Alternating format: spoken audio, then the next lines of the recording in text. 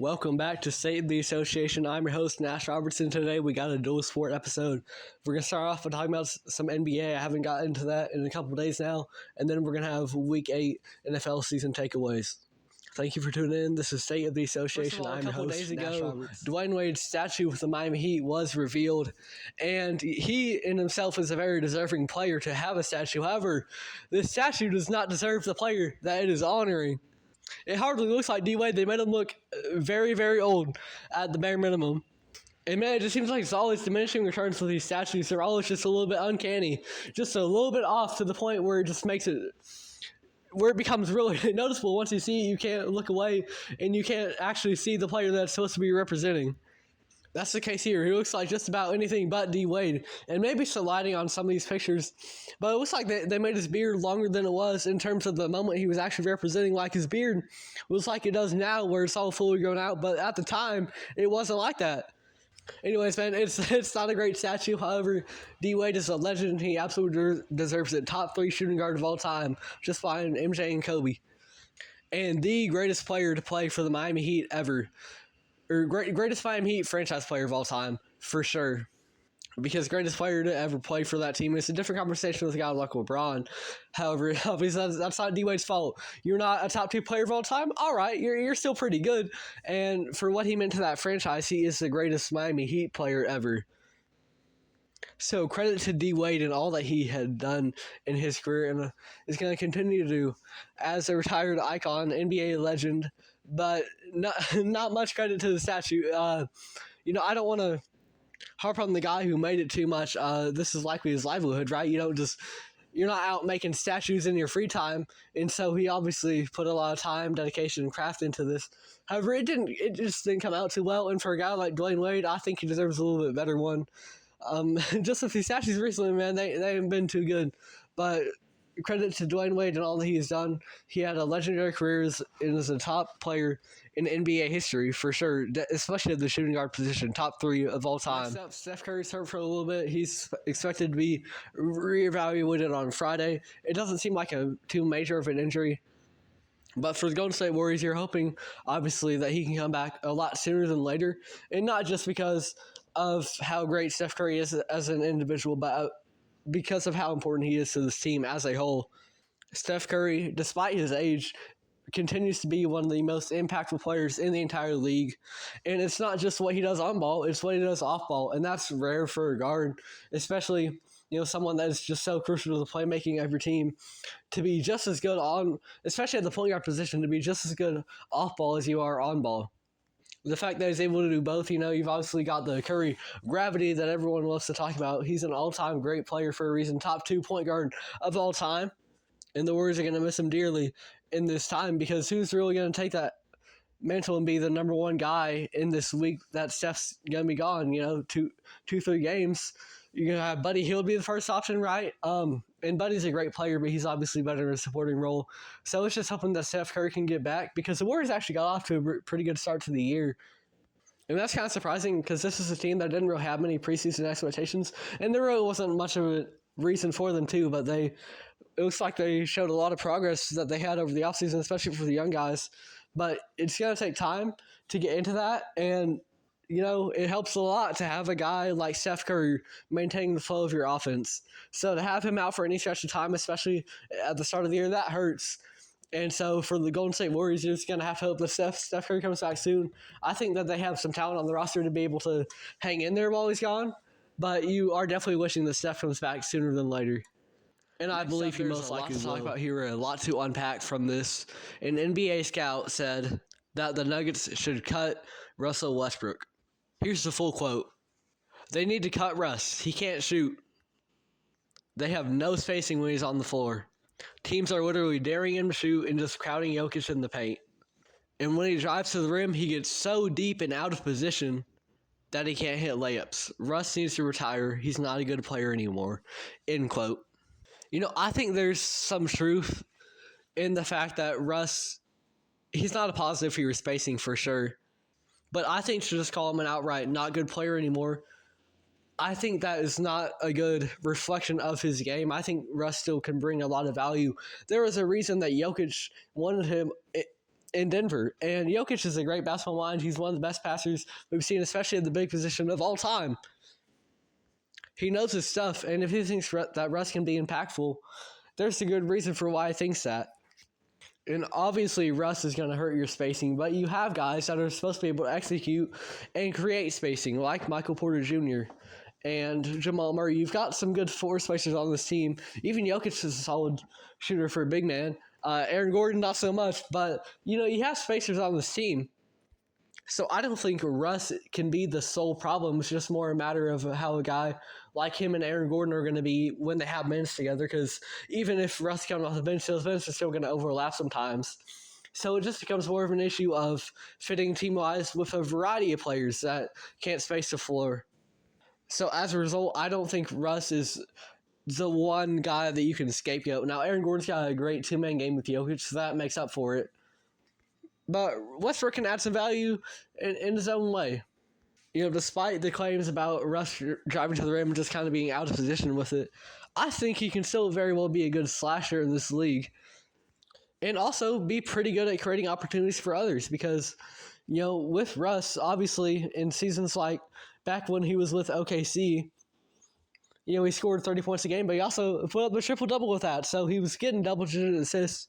And so that shows that he has the ability to create for others as well, especially when he's really on in a game. And obviously his production has declined over the years. He is not the same player that he was with the Thunder. But I still think he's a good he can be a good playmaker for others. And for himself, he's going to be a better slasher. I think he just needs to get acquainted to that Denver offense. And that over time he will be better. And I don't think we should overreact over the first week of the NBA season. But overall, I think what the scouts said, there's some truth to it. However, I believe that Russ, as the season goes on, will continue to progress and get better in this offense. 50 points, and that includes 37 in the first half. He had an amazing game. Also had 13 boards and 9 assists, so almost a 50-point triple-double. This guy is a special player. And this is someone who, as the number one overall pick, hasn't got a lot of attention as pretty much all the other number one overall draft prospects we've seen recently. Guys like Anthony Edwards, Wemby especially, they get a lot of attention, right? But I feel like Paolo has been great in his own right and just hasn't got much attention from it. He was an all-star last year, won Rookie of the year before, so that's a really good trajectory. And that's really one that you don't see that often. You don't often see guys being all-star straight out of their second year. Derrick Rose is a good recent example. Wemby's probably on pace for that. But overall, it doesn't happen super, super often. That guy's going to be a stud if it happens. And Paul is having a great year so far. He opened the season with a 33-point, 11-board game. And then obviously this is an even greater performance. He's going to be really good this year. I said that I believe he can make All-NBA third team. I would be shocked at this point, and you don't want to overreact too early into the season. I would be surprised if Paolo Banchero is not an All-NBA member. He should definitely be an All-Star, but even more so an All-NBA member. He's been playing out of his mind to start the year, and I don't see why that can't continue. His efficiency was a little bit higher than it normally is, and he was shooting lights out as well. But in general, he's not going to be averaging 50, right? He's not Wilt. I think this type of play, in terms of his impact on the game, I think that can absolutely continue for him to be a top 15 player in the league. I am absolutely expecting Paolo Banchero to be an All-NBA member, and he's going to have a great season. Shout out to Paolo Banchero. Season 2 of the NBA Netflix series Starting 5 will feature SGA, Tyrese Haliburton, James Harden, Kevin Durant, and Jaylen Brown. I think there's some really interesting names on there. James Harden, he's kind of getting into the waning years of his career. He's certainly not the player that he once was over in Houston. And you also kind of get to go through the playoffs with him because he's not a guy that is known for having the best consistency in the playoffs. So you can kind of just see his mentality, what kind of changes in the playoffs for him to where I wouldn't say he's a playoff underperformer, but he's, he might score 40 one night and certainly not score 40 the next. He might score 11 the next. And overall averages out to be a pretty decent performance, but in general, he can be inconsistent in the playoffs. SGA is one of the best players in the league, especially at his position. MVP, I believe, is going to be a two-guard race between him and Luka, so to see that will be really, really interesting. And he's also the head of not just one of the best teams in the NBA, but one of the youngest as well. So that's just a whole new element because so often the top teams are ones with a mix of veterans, mixing some young guys, and some people in the middle hitting their primes, right?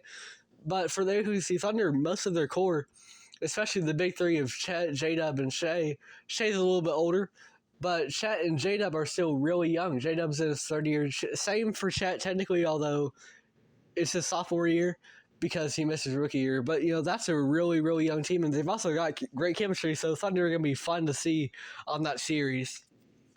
Tyrese Halliburton is one of the best passers in the entire NBA. I think that's another guy that's going to be really interesting to watch. Just see how he gets his teammates involved. And so that's a good pick. Kevin Durant is another guy like James Harden who's in the twilight years of his career, although he's playing at a much higher level than Harden is, really. So that'll be even more interesting to see how as he ages, he continues to still play at an elite level. Kevin Durant, just one of our all-time great scorers. And last one, Jaylen Brown, I'm excited about that. This is a guy who was last year's Finals MVP, and he's still, the second option on that Celtics team, so to see the dynamic between him and Tatum, for sure, that's a good pick. I think all of these are good options, and starting five will be probably a must-watch for NBA fans. I really want to highlight this episode. That's Jalen Green. So yesterday he scored 36 points in a win against the Spurs. However, he's had a great start to the year. There was that stretch at the end of last season where he looked like the best player in the league for 2 weeks. He was averaging 28 points on elite shooting. And while that shooting, he would have been the greatest three-point shooter of all time if he sustained that. While that level of beyond the arc shooting would have been just insane and not really sustainable, right? He's been really good to start this year. He's averaging 28.8 points a night. And typically stats are inflated at the start of the year because just, as we go on in the season, guys are going to have some bad games and that's going to bring the production down. However, I think that there are major signs that this maybe doesn't continue at this rate this year for him to be, a 29-point-per-game scorer. I think he could very well be a 25, 26-point per game scorer for the Houston Rockets this season. I would love to see that because Jalen Green is a guy that has really – his progression has not been linear in this league whatsoever, especially after All-Star breaks. He seems to really kick things into high gear in the second half of seasons and then just not really continue with that momentum. We saw his rookie year, he was averaging like 9, and he ended up averaging 17. And then the next year, he was pretty inefficient, and then he started picking things up again after the All-Star break.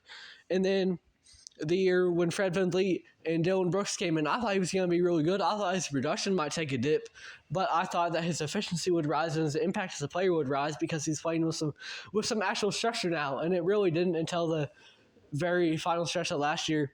But now he's actually carrying over what he did last year to this year, and it's looked really, really good. Now, in terms of his archetype as a player, Jalen Green doesn't have the highest ceiling in terms of being a winning player as just kind of the score-first guy. You don't see a lot of score-first guys lead a team to a championship, You've got to be a little bit more multifaceted than that. Guys like Jason Tatum and Nikola Jokic, it's very rare that you see that, especially in the modern league. However, that he can still bring a lot of value to a team, and just to see him develop into a great NBA player, I would love to see that for Jalen Green. He's had a great start to this season, and he's a guy that I've been real high on. I thought has had a lot of potential, but he hasn't really tapped into it yet, and it looks like he is to start this year. So good on Jalen Green. I don't know that this 28.8 points per game is going to continue this season, but he has all the tools to be a top scorer in this league for sure. He just needs to work on that shooting a little bit and refine his game. That's always been the thing with him, and he looks like he's really turning a corner. And that contract, I think he could very well, if he continues to play, he could very well opt out of that player option in the third year and get a max with the Rockets. And they were smart for re-signing him on a smaller contract, as they did.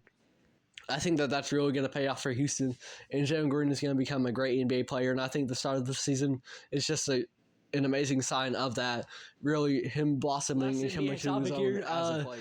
We're going to move on back to another quote, and this one is from Celtics head coach Joe Mazzulla, and he wants to bring back fighting in the NBA. He said, and I quote, The biggest thing that would rob people of from an entertainment standpoint is you can't fight anymore. I wish you could bring back fighting. I just don't get why some sports are allowed to clear the benches. We just have a ball. The other sport has one of the hardest surfaces and playing instruments in pucks and sticks, and we're not allowed to throw down a little bit. End quote. That's certainly an interesting point from Missoula. For one, I got season tickets for the local hockey team. You go to a hockey game, you got to see the fight break out. You go to a fight and a hockey game might break out, and that makes it really entertaining. I think for the NBA though, yeah, certainly we don't get as many fights. You see that pretty much most games in hockey. For the NBA, it's really more rare. It's certainly a big event if it happens. I like it from a competitive standpoint in hockey. You know, it can kind of give your team a boost to their morale when they're supporting the guy that just got into a fight and they got his back, right? For the NBA, there's just a growing opinion that there's been kind of a softness that's been steadily growing in the league, and that a lot of players today are very, very soft. So to introduce fights, that would be a whole different dynamic. I tell you what, this would make Steven Adams a hot commodity in the modern NBA if they were to bring it into the game. Now, as for how I actually feel about it, I don't think Adam Silver is the type of guy that is really going to see the light in this and is going to want to introduce fighting in some way to the NBA. I think ultimately, though, it is a business. If it was to draw in more casual viewers to go watch the fights, maybe it could be something that could be leaned into. But I think for the image of the brand, it's not something that Adam Silver would really pursue. But overall, really interesting quote from head coach Joe Mazzulla, and it would certainly be something interesting to see play out in the NBA if we were to have more fights. The NFL, the Philadelphia Eagles, it looks like they finally had a complete game as a team this year, and they're now 5-2 as they handily defeated the Cincinnati Bengals. This is a team that's really a sneaky 5-2 because overall, you listen to Eagles fans, they're very critical of the team, and there is some truth. There's a lot of truth to it. There are problems with the team for sure, but at the end of the season last year, there were a lot of problems with the team too, and they were actively losing. So the fact that they are winning, that's a good sign, right? The addition of Saquon has been huge. He's been great for them. Jalen Hurts had a really accurate game today. 80% of his passes were completed. And he had a really high QB rating as well. So it's a great game from Jalen Hurts, who has been quite turnover prone, but I believe now it's been 3 straight games without a turnover. So that's been great for them because that was his biggest issue at the start of the year and at the end of last year was turnovers, because you can't execute the offense the same way. You can't get it to A.J. Brown and Devontae Smith if you're throwing the ball to the quarterback, right, and throwing a pick. So for the Eagles, they've just got to be safe with their offense, and they've got a lot of talent on that roster if they can just limit turnovers. And that defense has kind of turned their corner as well. They're looking a lot better. I think the Eagles have a lot of bright signs moving forward, and they can be a very good team in the NFC if they're able to put it all together. It's just kind of been an issue, whether it's been coaching or the players themselves. It's just kind of been an issue of putting it all together. But right now, this was a convincing win against the Cincinnati Bengals, and obviously the Bengals haven't got off to a great start to the year. They're 3-5, I believe it is now.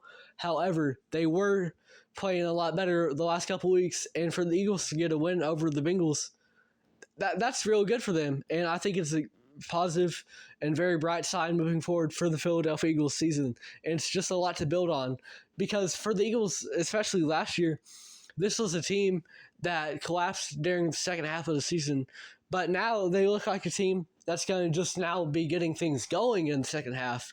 And so that bodes really well for the playoff chances. Not just playoff chances, but chances to do well in the playoffs. I think the Philadelphia Eagles, this win right here kind of proved that they are a team that can compete out in the NFC. I've been saying it all year. Their biggest enemy is themselves. But it looks like they're putting it all together teams. Now. The Cleveland Browns defeated the Baltimore Ravens led by Jameis Winston. And Winston's just a fun player, man. I love rooting for him. because no matter what, he's going to go out there and he's going to air that football out. And he could throw 5 picks, he could throw 5 touchdowns, it doesn't matter. He's going to play with the same confidence anyways, and he's not afraid of a team that has championship aspirations like the Baltimore Ravens. For the Ravens, I think this is just kind of a loss that you can't chalk up too much to because you don't have much film on Winston. How are you really going to properly prepare for him? I don't think there's major warning flags for the Baltimore Ravens. It's a bad loss, sure. You don't want to lose to the now 2-6 Cleveland Browns, but I think Baltimore will be fine in the long run. Derrick Henry didn't have the best game, but I think that's going to come back. He's been great this year, and that's going to continue. But for the Browns, you've arguably had three quarterbacks come in and play better than Deshaun Watson now. It was Baker. Obviously, when you got Deshaun, you had to get rid of Baker, but you made the decision in the first place to go with Deshaun over Baker and trade for Deshaun. And then you had Joe Flacco, who had a great stretch at the end of last year, and now Jameis Winston was lighting it up. But you've just roped yourselves into paying him so much more money. It's just this fully guaranteed contract because he didn't want to go to Cleveland. So you give him a fully guaranteed contract so that he'll even, consider it for 5 years, $224 million, whatever it was. And now you've just roped yourself into that contract, fully guaranteed, and you can't do much to get yourself out of it. But guess what? Jameis Winston is a lot better NFL quarterback in 2024 than Deshaun Watson is, and I have no doubt in my mind about that. Especially not just for the production on the field, but for what he can bring to your locker room. Because Deshaun Watson, regardless of how his teammates might feel about him, he attracts a lot of negative press, and that's rightfully so, right? And it's not just for his play, it's for the off-the-field stuff as well. But Jameis, he's a guy that the locker room can really rally around, and the Cleveland Browns fans can really rally around. And so having Jameis be able to be a proper leader and someone that teammates can really show up and shout out for, that's huge. So it's not just a great production Jameis had this game.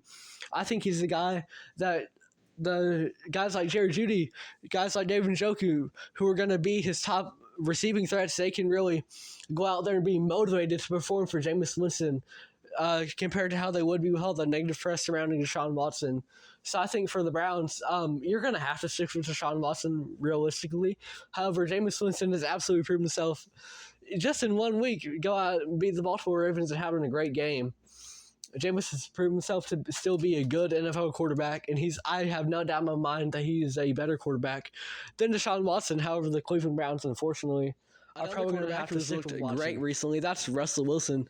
The Pittsburgh Steelers defeated the New York Giants in what was a fairly predictable Monday Night Football game, but through 2 weeks, Russell Wilson looks like a really good quarterback for the Steelers, and this was a guy whose kind of starting quarterback job was in question because Justin Fields, the Steelers, while Fields didn't have the best production, the Steelers were winning, and you kind of didn't want to mess up that momentum. But Wilson slotted right in and got the offense moving more than Fields really did.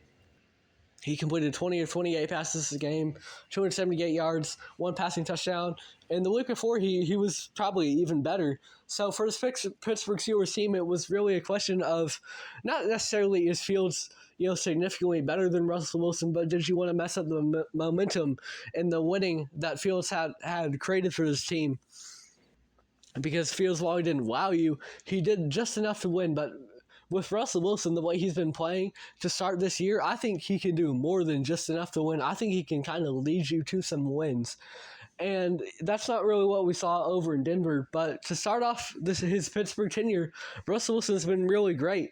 And it seems like he's kind of turned back time a little bit because, once again, that Denver tenure, it was really bad for him. But Pittsburgh has looked great for him. He just needed a fresh start. Russell Wilson, we saw it for so many years in Seattle, and your play doesn't just fall off that drastically. I think it was just more of a case of the situation around Russell Wilson. There were a lot of factors that led to his play significantly declining. But I think over in Pittsburgh with the Steelers, Russell Wilson can have a great year, and he just needed to change the scenery. And he's got that now. And next I think I want to talk about Drake May of the New England Patriots, who just defeated the New York Jets, a severely underperforming Jets team. And May left this game with a concussion. But before that, his first 2 games that he really got to play in his rookie year, they were great. He had multiple touchdowns in both of them, as well as throwing for 240 or more yards in both. And throughout those 2 weeks, he looked like pretty much the lone bright spot for a Patriots team that really doesn't have much to look forward to and just doesn't have a lot going for them. You've got Ramondre Stevenson, who's been a solid running back, if inconsistent. But Drake May has really been the takeaway for the entire season for the New England Patriots. And this was a guy who originally they kind of thought to sit behind Jacoby Brissett and let him learn, because May was kind of seen as more of a raw prospect coming out of UNC, but he's been off to a great start. He looks more polished than a lot of guys that spent a lot of time in college. Someone like Bo Nix, comes to mind. So for Drake May, it's just wishing him a speedy recovery. I think Jacoby Brissett can be a serviceable bridge quarterback, but from what we've seen from Drake May, he looks ready to play now. And obviously the Patriots aren't going anywhere, so you don't want to rush him back. But I'd love to see more of Drake May. He looks like a really good quarterback for the Patriots. And really the answer for them that they haven't had since Tom Brady had that one season of Mac Jones playing pretty good. And after that, he just kind of fell off a cliff. But for Drake May, I think there's been a lot of positives to take away from not the Jets game because he left early with a concussion, but before that, the 2 games previous to that, there were a lot of positives to take away, and he looks like he can be the quarterback of the future for the Washington versus Chicago game. And this one was hyped up as, the Caleb Williams versus Jane Daniels battle.